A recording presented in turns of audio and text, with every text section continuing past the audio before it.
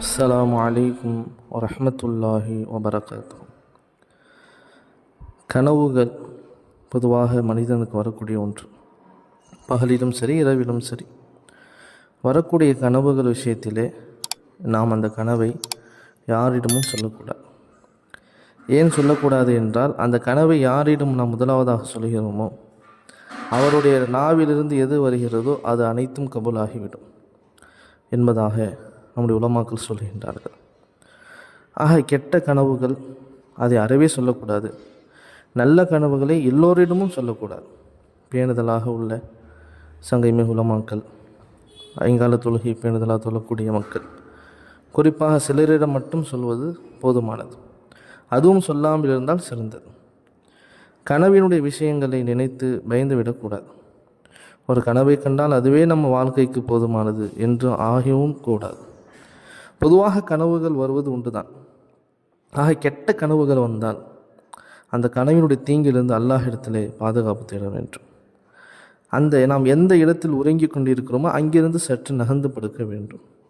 அவுது பில்லாஹி மினஷ் ஷைத்தானிர் ரஜீம் என்பதாக சொல்லி அல்லாஹ்விடத்தில் பாதுகாப்பு தேடிக்கொள்ள வேண்டும்.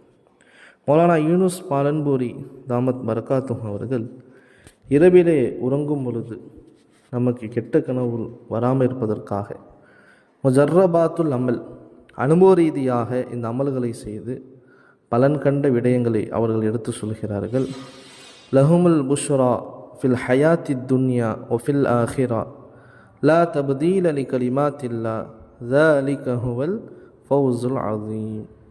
இந்த ஆயத்தை சூரா யூனுஸ் ஆயத்து நம்பர் 64.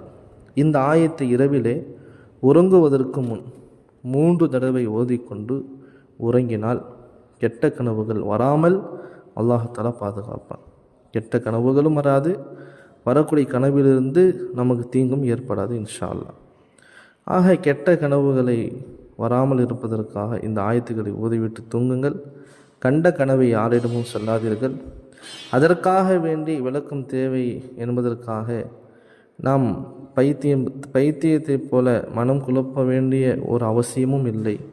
அல்லாஹ்விடத்தில் கேட்க வேண்டும். நல்ல கனவாக இருந்தால் யா அல்லாஹ் இதனுடைய பலனை எங்களுக்கு கொடு, கெட்ட கனவாக இருந்தால் இதன் மூலம் வரக்கூடிய தீங்கை விட்டு பாதுகாப்பை கொடு என்று கேட்க வேண்டும்.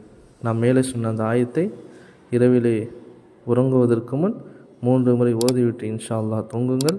அல்லாஹ் கெட்ட கனவுகளை விட்டும் பாதுகாப்பான்.